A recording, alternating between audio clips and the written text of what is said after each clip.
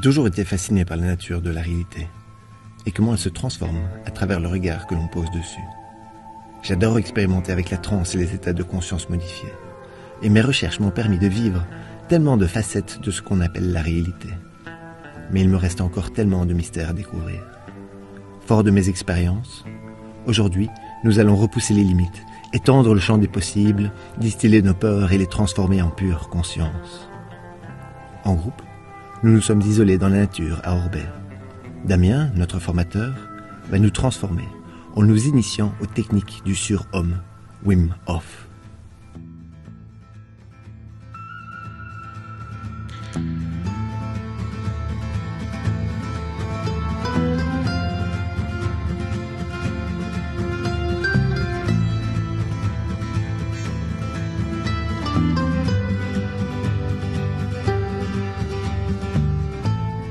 Il y a quelques années, j'ai habité en Norvège pendant quelques mois. Et là, j'ai découvert la méthode Wim Hof. Et j'ai commencé à prendre des douches froides petit à petit, à m'exposer de plus en plus au froid. Et j'ai remarqué très vite tous les bénéfices que ça avait sur mon tonus, la clarté d'esprit, mon système immunitaire qui était beaucoup plus fort. Et c'était vraiment une belle découverte de se rendre compte que de s'exposer à un peu d'inconfort pouvait amener beaucoup de confort à côté de ça. J'ai eu pas mal de problèmes de santé chroniques, comme des douleurs de dos, des problèmes aux intestins. Et le fait de pouvoir me relaxer dans l'eau froide me permet de surmonter mes douleurs. D'une certaine façon, venir ici, c'est une libération parce que on n'est pas au travail, on n'est pas en famille, on n'est pas avec les enfants, on est juste ici entre nous et on peut vraiment vivre et être tout simplement. Ma peur la plus forte, je pense, c'est de ne pas être là pour mes enfants, de ne pas être en bonne santé, de ne pas pouvoir aller avec eux, rigoler, jouer et de partager la vie que j'ai avec eux. Donc, je veux pouvoir être en bonne santé, fort, heureux, autonome et aimant. Bonjour Damien, peux-tu nous présenter la méthode Wim Hof ? On dit à 3 piliers. Mais visuellement, extérieurement, il y en a surtout 2 qui sont extérieurs à nous-mêmes et un qui est plutôt intérieur. Donc les 2 piliers extérieurs plus visibles, ça va être l'exposition au froid, que tous les gens qui tapent Wim Hof dans un moteur de recherche vont tomber sur des photos de mecs qui se plongent dans des bains glacés, dans des cascades, qui vont dans des baignoires avec plein de glaçons, des choses comme ça. Le froid, c'est un super allié. C'est un super allié parce qu'il nous permet d'observer nos pensées. Quand on est dans le froid, on ne peut pas être négatif. On ne peut pas être dans l'autodénigrement. On ne peut pas être dans chercher des excuses. Dans le froid, on est invité à lâcher prise. Si on lâche pas prise, c'est insoutenable, tu sors tout de suite. Tu tiens pas 2 minutes. Tu tiens 2 minutes si tu trouves une force au fond de toi, une espèce de confiance qui te dit que ça va aller. Que même si ton corps a l'air de s'alarmer, parce que la sensation peut être vraiment intense, même si ton corps s'alarme, tu sais que ton mental a la force de dépasser ça. Et que si tu dépasses ça, le corps va s'apaiser. C'est aussi comprendre nos processus biologiques. Qu'est-ce que c'est un pic de stress ? C'est quelque chose qui est amené à nous préparer à un danger. Une fois qu'on s'est rendu compte que le danger était fictif ou qu'il est passé, le pic retombe. Et pour ça, ça demande un mental qui ne s'accroche pas à ce pic. Donc on sent un pic de stress, on sent une intensité, et on se dit, ok, c'est qu'un pic. Après le sommet, il y a la vallée de nouveau. Et tu laisses ça te traverser. Et au bout d'un moment, tu tombes dans un état de présence où tu es juste connecté à ton corps, à l'élément, et le mental se calme grandement. Voilà, on va faire notre première expérience du froid. On va aller dans un bain là à 3-4 degrés. On va rester 2 minutes dans le bain. Damien nous a un peu briefé sur comment nous détendre et apprécier l'expérience. Et voilà, j'appréhende un peu quand même. Il fait bien froid ici, ça caille. Ouais, j'appréhende. Un souffle lent et profond, et ça va passer crème. Voilà, un pied pilote, tu t'avances. Ah ouais, ça fait mal. Vas-y. Oh putain, ça fait mal. Allez, réfléchis pas, vas-y, on réfléchit pas, rentre. Allonge-toi, mets les épaules. Voilà. Voilà, respire, complète ta respiration. Laisse pas le souffle se couper. Voilà, tu complètes ton expiration, c'est tout ce qui compte dans ce moment. Voilà, comme ça.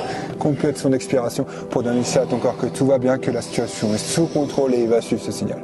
Tu t'en sors très bien. Voilà, une respiration complète, c'est la première étape pour l'acceptation, pour ramener du confort dans l'inconfort. Voilà, c'est très bien. Voilà, une belle respiration complète. Ton corps accepte cette sensation et il va pouvoir mieux gérer mieux. Tu t'en sors très bien, continue cette respiration. Et maintenant on a ramené une respiration un peu plus proche de la respiration normale. Voilà. Voilà. C'est bien. Comme ça. Normalement ça commence. Je te propose d'envoyer, ferme les yeux et envoie une image positive dans tes bras. Envoie quelque chose, tu peux imaginer des globules. Ah ouais, ça marche bien. Ouais, voilà. Sur ce qu'on génère dans son corps. Pour ramener du confort dans l'inconfort. Ramener la douceur quand c'est possible. Tu t'en sors très bien, continue comme ça.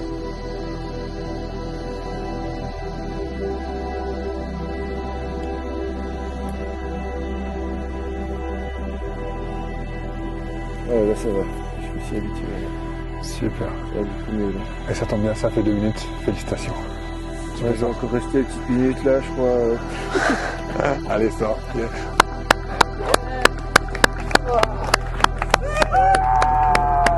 Bravo.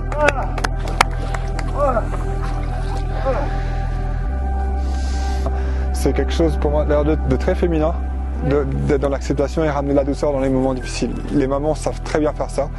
Dès que leur enfant se blesse, un petit bobo, un truc comme ça. Il y a aussi des gens qui m'ont témoigné que c'était relativement proche d'un accouchement naturel. Ce pouvoir du souffle, d'être dans une situation qu'on estime comme insurmontable, et par le souffle, la traverser, trouver la force au fond de soi, et du coup après se rendre compte qu'on est beaucoup plus fort que ce qu'on croyait à la base, parce qu'on a traversé cette épreuve. Et ça, les femmes le font naturellement, si je puis dire. Peux-tu nous parler des méthodes de préparation? La respiration Wim Hof. Une respiration qui est un peu un couteau suisse respiratoire. On va travailler des respirations intenses au début. Ça va stimuler le corps fort, hein. Autant que quelqu'un qui saute en parachute pour la première fois. Niveau adrénaline, comme ça fait monter un pic. Et après, on a une phase de calme où on va arrêter de respirer, une phase de rétention. On va passer dans un état de relaxation profond. Et ça en alternance entre des phases dynamiques et des phases plus calmes. Ça stimule notre organisme à appréhender des pics de stress, à avoir l'habitude de les gérer et à les calmer plus rapidement. Ça muscle notre nerf vague. C'est un nerf qui va du système digestif au système cérébral. Et quand il est stimulé, il ramène le corps en état de relaxation, de régénération. Et beaucoup de gens manquent de ça, hein. Tous les gens qui sont en stress chronique, ils ont l'impression qu'il y a toujours un ours au coin de la rue qui va leur sauter dessus. Volontairement se plonger dans un exercice respiratoire là, qui va appeler l'ours quelque part, mais on est préparé à ça. On va le voir et on sait qu'il passe. Et il repasse. Et après il revient et il repasse, parce qu'on fait des alternances de respiration. Comme on travaille la respiration en profondeur comme ça et des apnées profondes, on va atteindre un état qui s'appelle l'état d'hypoxie, de manque d'oxygène. Cet état d'hypoxie commence juste à être étudié scientifiquement. Et il y a quelque chose qu'on appelle le facteur d'hypoxie induit. Donc ça veut dire qu'on choisit volontairement de se mettre dans un état d'hypoxie. Et ça va demander au corps de créer plein de ressources, un peu comme les gens qui vont s'entraîner en haute altitude. Les sportifs par exemple, qui vont à 3000, 4000 mètres s'entraîner.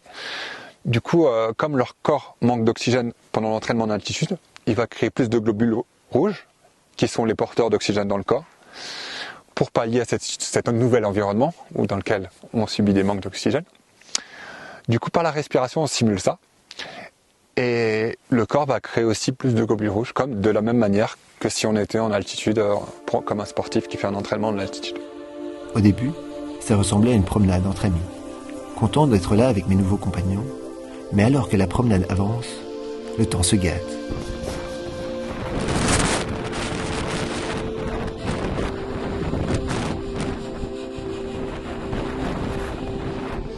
je me retrouve à marcher dans une tempête de neige. Le vent glacial soufflant autour de moi fait baisser la température rapidement. Et malgré toute ma motivation et ma détermination, j'ai peur.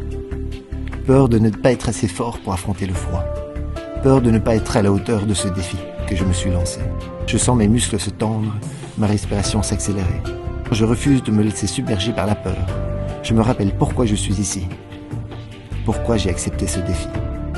Alors, j'ai jamais eu aussi froid toute ma vie. Ouh, je sens la chaleur à l'intérieur de moi, mais elle est très profonde. Oh, voilà la chaleur. Parce que tout le reste est gelé. Oh, le corps tout courtage, contracturé. La pensée devient plus difficile de parler. Je sais que je suis capable de repousser mes limites, d'étendre le champ des capacités mentales et physiques, de me concentrer sur ma respiration et visualiser la chaleur se répandre dans mon corps comme douce vague de réconfort. Je me laisse entraîner par la puissance de mon mental, qui me permet de surmonter chaque obstacle et de repousser chaque frontière. Et je me sens vivant, plein de force et de détermination, prêt à affronter les éléments. La neige nous fouette, ça souffre. Ah, c'est pas facile, hein. Ouh. Oh bon sang, regarde ça. C'est tout rouge, j'arrive à peine à bouger. Mais on y va, on y croit. On utilise les techniques de respiration et on continue. Hein. De toute façon, on n'a pas le choix, on doit traverser l'expérience. Mais on est vivant, on se sent vraiment vivre et on est content d'être là en fait. Le vent, le froid et la neige s'accumulent sur mon torse, étouffent doucement mon feu intérieur. Et chaque pas devient plus hésitant, plus difficile. Et ma pensée s'assombrit. Ma conscience affaiblie n'est plus qu'une faible lueur dans la tempête. Et je me rappelle ce que Damien nous a enseigné avant de partir. Garder notre objectif en tête, maintenir une cohésion de groupe et respecter la sécurité. Ce qui me reprend tant bien que mal et redresse mon esprit. Quand c'est dur de parler, de réfléchir. Essayez de pas mouiller les chaussures parce que quand les pieds sont froids, c'est foutu. Les bras bougent presque plus. Mon corps est tout tendu. Mais on est chaud. Allez, on est motivé. Là, je suis encore à 10 sur 10 au mental. On avance.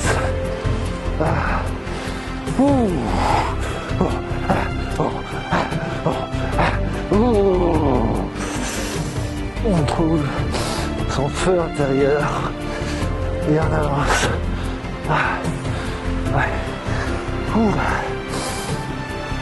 C'est parti.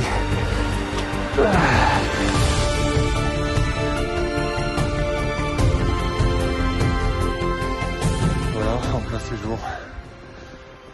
Fire Ice Camp avec mes loups des neiges. C'est formé dans la tempête. C'est vivifiant. Voilà, ça nous permet de toucher les limites, être confronté à la peur. Et si on a le courage, passer au-delà. Il n'y a rien de plus enrichissant. Et quand mon guide m'aide à me rhabiller, je suis épuisé, à bout, mais fier de moi. Nu, j'ai vaincu une tempête de neige, repoussé mes limites. J'ai réalisé que je n'étais pas invincible, car j'ai vu comment on peut mourir de froid en se laissant distraire par lui. Mais qu'en guidant mon esprit avec respect et une intention claire, tout semble devenir possible. Le soir, nous nous sommes réunis autour du feu. Nous avons ouvert nos cœurs pour partager nos intentions, celles qui brûlent dans nos poitrines. Ma première intention va vers mes enfants, que j'aime tellement. D'être le meilleur père que je puisse être pour eux.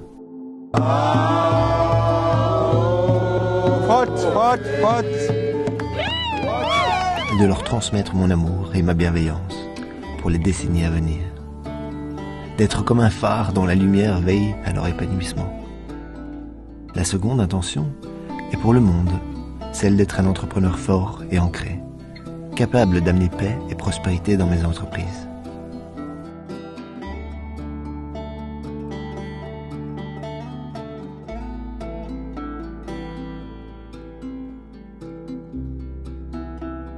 Notre petite tribu se forme de personnes de tout horizon qui n'avaient rien en commun il y a quelques jours. Mais aujourd'hui, nous nous découvrons comme personne ne l'avait fait auparavant. Le groupe est soudé et se serre les coudes. Et une transformation subtile, puissante se fait en chacun. Ici, on oublie les performances, on oublie l'expertise, on est. On partage, on se libère. La force de chacun vient nous soutenir. Ensemble, nous sommes plus forts.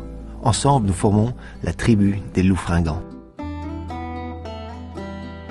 Damien, peux-tu nous expliquer ce qu'est l'hormèse ? On pourrait dire que la méthode VIVOP rentre complètement dans le principe de l'hormèse. L'hormèse, c'est le stress hormétique, un stress positif. On pourrait dire, c'est bien comprendre en fait comment le corps fonctionne. C'est tout organisme vivant est conçu pour s'adapter à son environnement dans lequel il vit. Plus l'environnement est adaptatif, plus il y a des variations, plus l'organisme va se dire pour survivre, il faut que je gère ces adaptations, il faut que j'étende ma zone de confort pour intégrer ces distances très grandes entre une température très froide et très chaude par exemple. Entre un milieu où il y a beaucoup d'aliments et un milieu où il y a très peu d'aliments.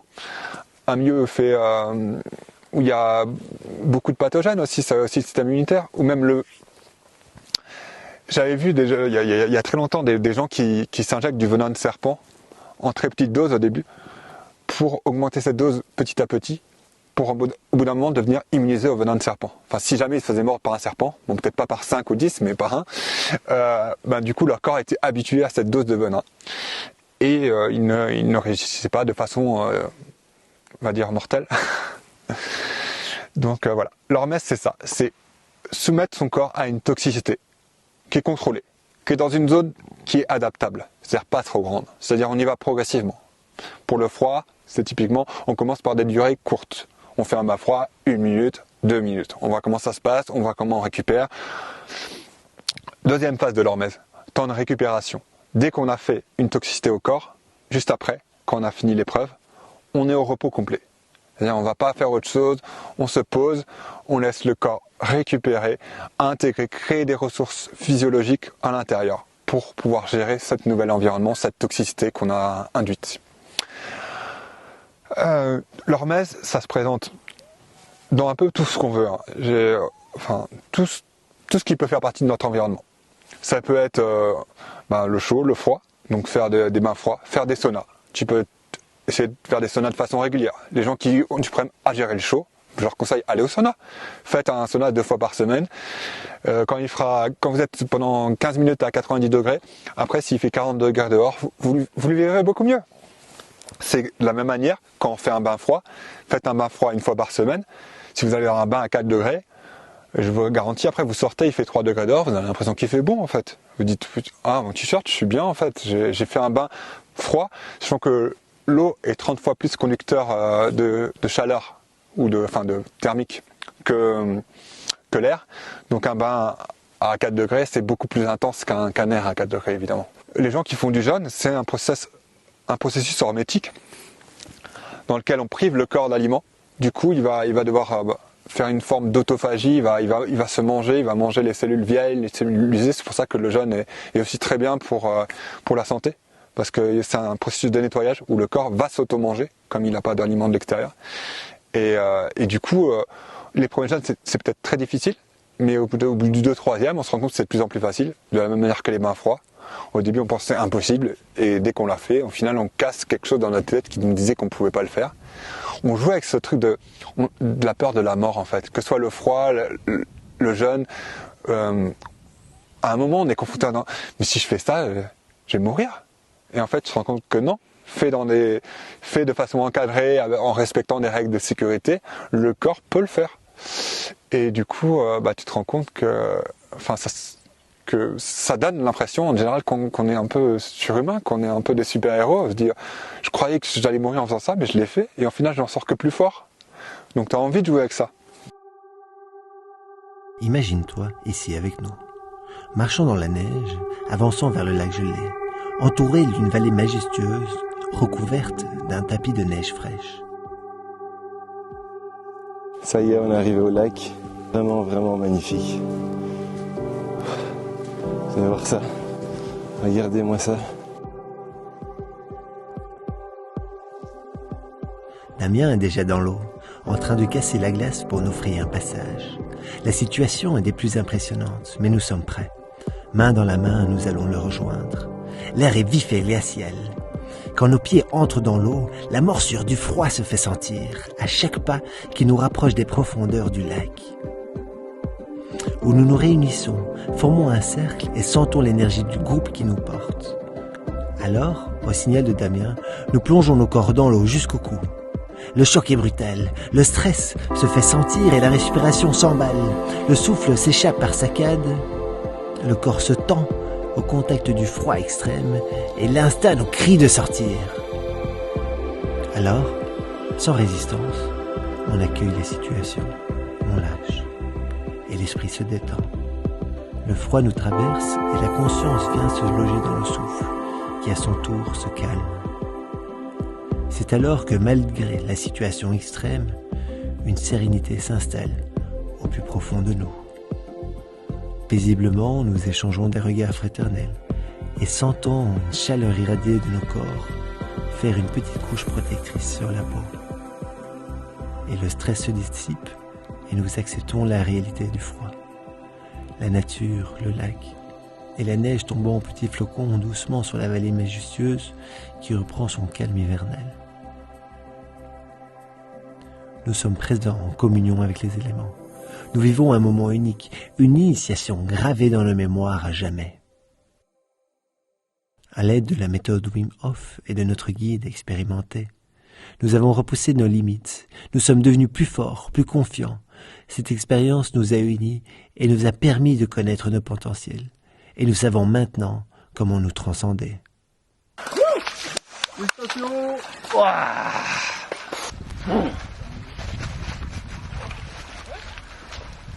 Mine de rien, ça se fait. D'après toi, sommes-nous des alchimistes? Je trouve le corps est notre allié. Le corps est là pour nous faire voir des choses. Je trouve que la maladie, pour moi, c'est un révélateur d'un environnement qui soit psychologique, qui soit extérieur, qui soit dans l'alimentation, qui ne va pas.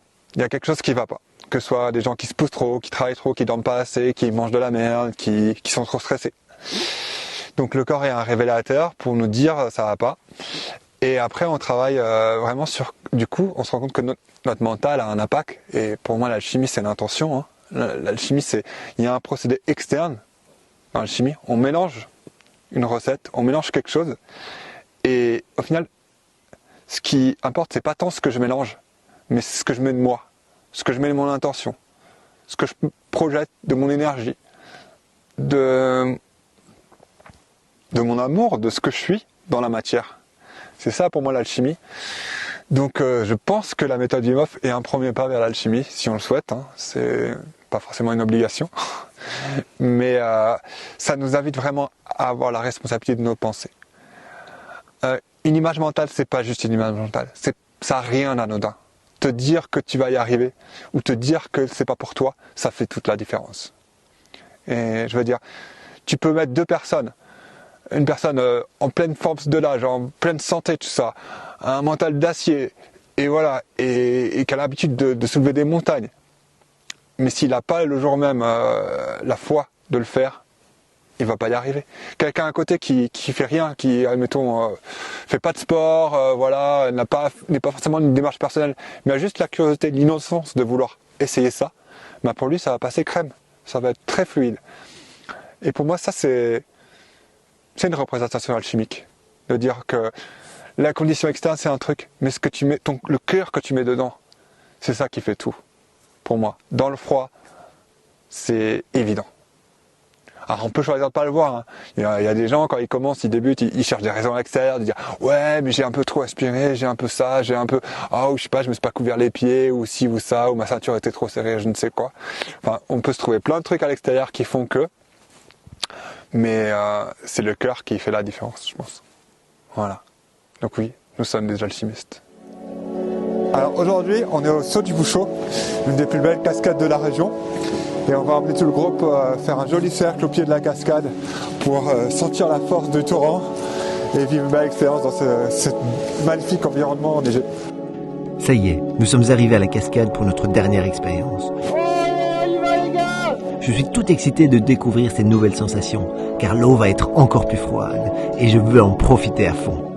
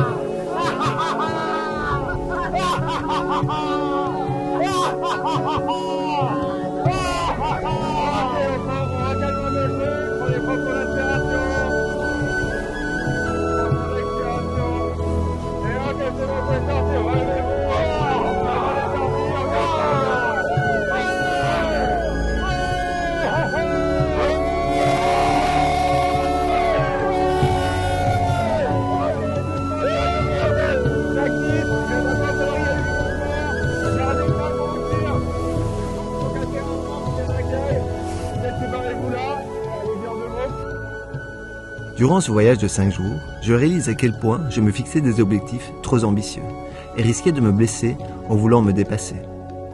Mais grâce à cette initiation, j'apprends à utiliser le stress comme un allié en m'exposant progressivement et volontairement à lui et en me fixant des objectifs réalistes, bien que parfois intimidants au départ.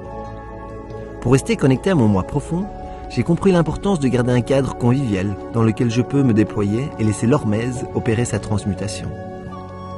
Damien nous a créé ce cadre bienveillant pour nous dépasser en toute sécurité. C'est ce que je vais emporter et appliquer dans mon quotidien. Accepter ce qui est et les événements tels qu'ils sont, et me fixer des structures claires et sécurisantes pour me déployer, tout en prenant soin de moi. J'ai découvert une confiance et une tolérance aux événements qui ont animé en moi une force tranquille. Bien sûr, je suis encore loin d'aller me promener en short sur l'Everest, mais j'ai mes propres montagnes à gravir.